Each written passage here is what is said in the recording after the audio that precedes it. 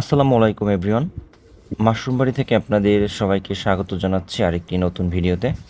আমি আজকে আপনাদেরকে খড় পরিশোধনের একটি উত্তম পদ্ধতি দেখাবো, যে পদ্ধতিটা আসলে সবচেয়ে বেশি কার্যকর মনে হচ্ছে আমার কাছে এবং সবার কাছেই অনেক পপুলার একটা পদ্ধতি। সেটি হচ্ছে খড় সিদ্ধ করে কিভাবে পরিশোধন করতে হয় বা জীবাণুমুক্ত করতে হয়। এর আগেও কিন্তু আমার চ্যানেলে আমি ২টা ভিডিও আপলোড করেছিলাম খড় পরিশোধন করার। আসলে সেই পরিশোধন করার পদ্ধতিটা ছিল স্টিম পদ্ধতি, এবং স্টিম পদ্ধতির মধ্যেও ২টা পদ্ধতি আছে, চাইলে আপনারা সেই ভিডিও ২টোও দেখে নিতে পারেন। তবে আমি আজকে সবচাইতে একটা কার্যকরী পদ্ধতি নিয়ে আলাপ করব, সেটি হচ্ছে খড় কীভাবে পানির মধ্যে ডুবিয়ে সিদ্ধ করে কিভাবে পরিশোধন করতে হয়। তো এই মুহূর্তে কিন্তু আমাদের দেশের ওয়েদার আসলে অনেক গরম, বিশেষ করে 40 থেকে 42 ডিগ্রি তাপমাত্রা এই মুহূর্তে আমরা দেখতে পাচ্ছি। তো এরকম একটা গরমে কিন্তু খড়ের প্যাকেট করা একটু রিস্কি। যারা একটু বেশি অভিজ্ঞ সম্পন্ন লোক তারাই মূলত এই টাইমটায় খড়ের প্যাকেট করে। আপনাদের যাদের অভিজ্ঞতা একটু কম তারা এই মুহূর্তে খড়ের প্যাকেট না করলেও ভালো। আপনারা চাইলে কাঠের গুঁড়ায় স্পন প্যাকেট করতে পারেন, যেটা সারা বছর খুবই পারফেক্টলি আপনাদেরকে মাশরুম দিবে।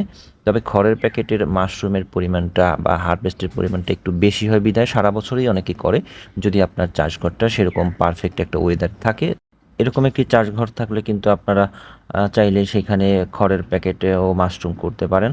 তো যাই হোক, চলুন আজকে আপনাদেরকে সেই খড় সিদ্ধ করে কিভাবে পরিশোধন করতে হয় সেই পদ্ধতিটা একটু দেখানোর চেষ্টা করি।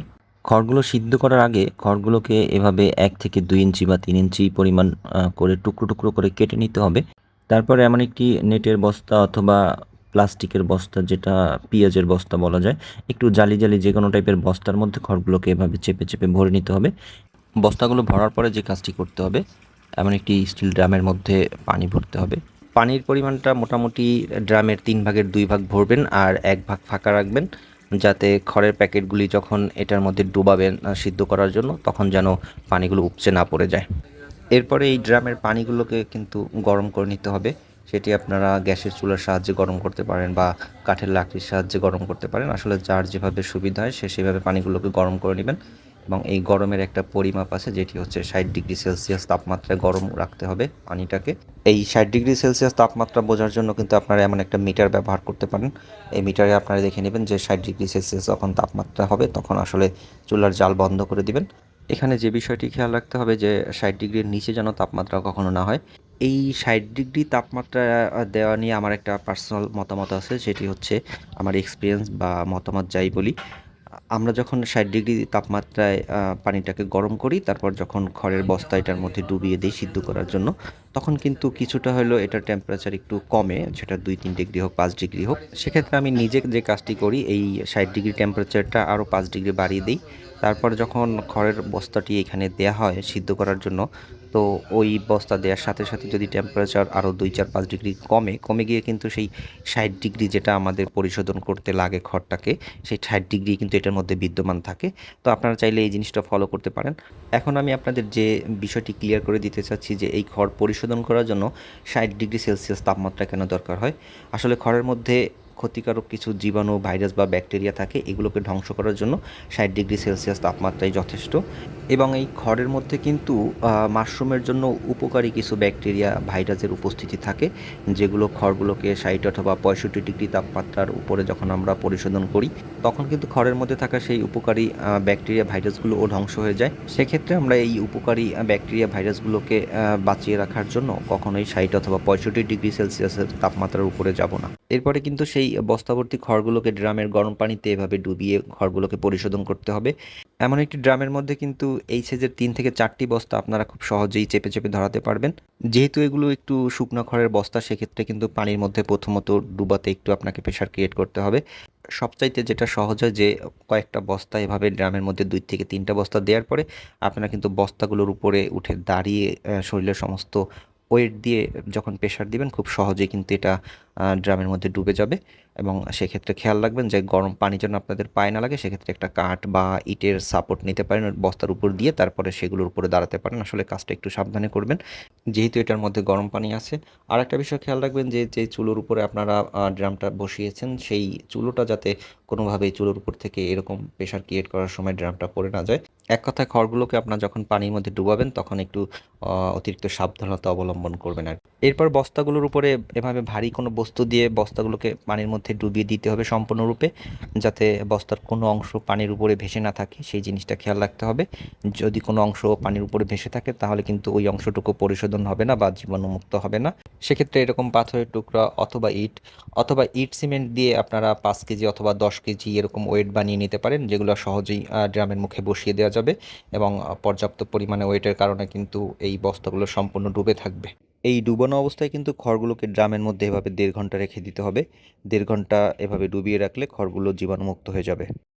ঠিক 1.5 ঘন্টা পর কিন্তু আবার খড়গুলোকে ড্রাম থেকে উঠিয়ে ফেলতে হবে। সেক্ষেত্রে প্রথমত ওয়েটগুলো এভাবে উঠিয়ে নেবেন একটু সাবধানে, যেহেতু পানিটা কিছুটা গরম থাকবে। এরপরে বস্তাগুলোকে ড্রামের ভিতর থেকে এভাবে উঠিয়ে ফেলতে হবে এবং এই উঠানোর কাজটা একা একা না করে যদি পারেন কারো হেল্প নেবেন, কারণ গরম বস্তা একা একা উঠাতে গেলে একটু অসুবিধা হয়। বস্তাগুলো উঠিয়ে ফেলার পরে কিন্তু বস্তাগুলো এরকম কোনো একটা উঁচু স্থানে রেখে দেবেন পরিষ্কার পরিচ্ছন্ন জায়গায়, যাতে করে বস্তার পানিগুলো সম্পূর্ণরূপে এখান থেকে ঝরে যায়। এবং এইভাবে রেখে দিতে হবে 10 থেকে 12 ঘন্টা বা 14 ঘন্টা। আসলে 12 ঘন্টা বা 14 ঘন্টা চাইতে বড় কথা হচ্ছে বস্তা থেকে যতক্ষণ এভাবে পানি ঝরতে থাকবে ঠিক বস্তাটা ততক্ষণ এভাবে রেখে দিবেন।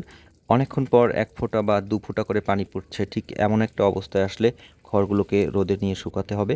এই 1 ফোঁটা বা 2 ফোঁটা যেভাবেই বলি পানিটা পড়ছে, ঠিক এমন একটা অবস্থায় আসতে 12, 14 বা 16 ঘন্টা সময় লাগতে পারে। এটুকু একটা আইডিয়া আপনাদেরকে দিয়ে রাখলাম। যাই হোক, এরপরে এই খড়গুলোকে কিন্তু রোদে শুকাতে হবে পরিষ্কার পরিচ্ছন্ন জায়গায়। এই জায়গাটা হতে পারে আপনার বাড়ির উঠোন, যেটা পরিষ্কার পরিচ্ছন্ন থাকবে। এবং যদি কারো বাড়ির উঠোন না থাকে সেক্ষেত্রে কিন্তু আপনারা এভাবে তেরপাল বা পলি ব্যবহার করে খড়গুলোকে শুকাতে পারেন। আসলে একটা পরিষ্কার পরিচ্ছন্ন জায়গায় শুকাতে হবে, এই জিনিসটা খেয়াল রাখবেন। এবার আসি খড়টা কতটুকু শুকাতে হবে। এভাবে হাতের মুঠোর মধ্যে খড় নিয়ে জোরে চাপ দিলে যখন দেখবেন যে খড় থেকে পানি পড়ছে না ফোঁটায় ফোঁটায়, কিন্তু হাতের তালু হালকা ভেজা ভেজা লাগছে, ঠিক তখনই বুঝে নেবেন যে খড়টা এখন প্যাকেট করার উপযোগী হয়ে গেছে। খড়টা এই পরিমাণ শুকাতে মিনিমাম 1.5 থেকে 2 ঘন্টা বা 2.5 ঘন্টা সময় লেগে যেতে পারে, একটা আইডিয়া রাখবেন। এরপরে এই খড়গুলোকে এনে পরিষ্কার পরিচ্ছন্ন জায়গায় রেখে সম্পূর্ণভাবে ঠান্ডা করে তারপরে প্যাকেট করতে হবে। জায়গাটি পরিষ্কার করার জন্য আপনারা ডেটল অথবা স্যামলন মিশ্রিত পানি ব্যবহার করে জায়গাটিকে খুব ভালোভাবে পরিষ্কার করে নিতে পারেন, যাতে সেই জায়গাটিতে কোনো জীবাণু বা ভাইরাসের উপস্থিতি না থাকে। খড়গুলো ঠান্ডা হয়ে গেলে এভাবে আমরা মাদার দিয়ে খড়ের সিলিন্ডার প্যাকেট করে নেব এবং সেটা লেয়ার আকারে করব। আপনারা দেখতে পাচ্ছেন এখানে আমি ধানের মাদার ব্যবহার করছি। আপনারা চাইলে ধানের মাদার ব্যবহার করতে পারেন, চাইলে কাঠের গুঁড়ার স্পঞ্জ প্যাকেট ব্যবহার করতে পারেন, চাইলে মাস্টার মাদার ব্যবহার করতে পারেন। আসলে যে মাদার আপনাদের সরবরাহ থাকবে সেই মাদার দিয়ে আপনারা খড়ের সিলিন্ডার প্যাকেট করতে পারবেন। তবে এখানে যে বিষয়টি হচ্ছে গরমকালে কিন্তু ধানের মাদার পাওয়া যায় না, ধানের মাদার কিন্তু গরমকালে কেউ করে না। সেক্ষেত্রে আপনারা এখানে কাঠের গুঁড়ার স্পঞ্জ প্যাকেট ব্যবহার করতে পারেন বা মাস্টার মাদার ব্যবহার করে আপনারা প্যাকেট করতে পারেন। খড়ের সিলিন্ডার প্যাকেট এভাবে মূলত লেয়ার আকারে হয়ে থাকে। একটা সিলিন্ডার প্যাকেটের মধ্যে এভাবে 4টি লেয়ার হয়। আবার খড়ের সাথে মাদার মিক্স করেও প্যাকেট করা যায়। 4টি লেয়ার দ্বারা প্যাকেটটি এভাবে পরিপূর্ণ হয়ে গেলে কিন্তু আমরা প্যাকেটটিকে এভাবে চেপে চেপে একটু শক্ত করে তারপর মুখটা রাবার দিয়ে বেঁধে দিতে হবে। বাঁধা হয়ে গেলে প্যাকেটের চারদিকে চারপাশে মোট 3টি করে 12টি ফুটো করে দিতে হবে, যাতে প্যাকেটের মধ্যে অক্সিজেন আসা যাওয়া করতে পারে। এখানে কিন্তু খড়ের প্যাকেট করার জন্য আমরা 12x18 সাইজের একটি পিপি ব্যাগ ব্যবহার করেছি, যেটিতে 2 থেকে 3 কেজি ওজনের একটি খড়ের প্যাকেট করা যায়। এবার এই প্যাকেটগুলো কিন্তু আমাদের গ্রোথ চেম্বারে রেখে দিতে হবে 15 থেকে 20 দিন। এই 15 থেকে 20 দিনের মধ্যে প্যাকেটগুলো পুরোপুরি মাইসিলিয়াম দ্বারা পরিপূর্ণ হলে সেগুলোকে আমরা সিকা পদ্ধতি অথবা র্যাক পদ্ধতির মাধ্যমে চাষঘরে ঝুলিয়ে রাখবো বা সাজিয়ে রাখবো। এরপর নিয়মিত পানি দিলে কিন্তু আমাদের এই প্যাকেট থেকে মাশরুম আসা শুরু করবে। আমার এই ভিডিওতে খড় সিদ্ধের পরবর্তী অংশগুলো কিন্তু আমি আপনাদেরকে একটু সংক্ষিপ্তভাবে দেখানোর চেষ্টা করেছি, কারণ খড় শুকানো থেকে শুরু করে প্যাকেট করা পর্যন্ত A to Z প্রসেস নিয়ে আমার আগের কিছু ভিডিও দেওয়া আছে, আপনারা চাইলে বিস্তারিত সেখান থেকে আরও ভালোভাবে দেখে নিতে পারেন। আজ তাহলে এ পর্যন্তই, আবার নতুন কোনো ভিডিও নিয়ে আপনাদের সাথে দেখা হবে। আর আমার আজকের ভিডিওটি আপনাদের কাছে কেমন লেগেছে চাইলে আপনারা আপনাদের মূল্যবান মতামত কমেন্টস করে জানাতে পারেন। সাবস্ক্রাইব করে রাখতে পারেন আরও নিত্য নতুন ভিডিও পেতে এবং শেয়ার করে অন্যকে দেখার সুযোগ করে দিতে পারেন। সবাই ভালো থাকবেন, সুস্থ থাকবেন, মাশরুম বাড়ির সাথেই থাকবেন। আল্লাহ হাফেজ।